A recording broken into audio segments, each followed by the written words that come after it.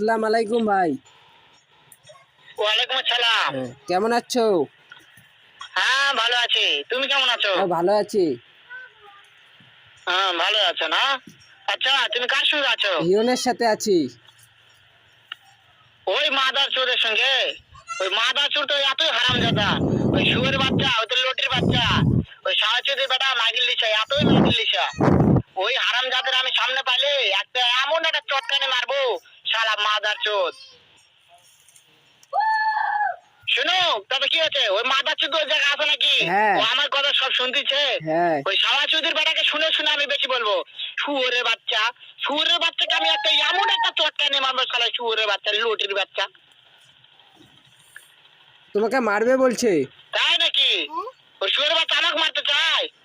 শুয়োরের বাচ্চাকে আমি দেখা সাক্ষাৎ হলে পারে, শুয়োরের বাচ্চাকে আমি এমন চটকানি মারবো, মাদার চোদ। আমি থামো, আমি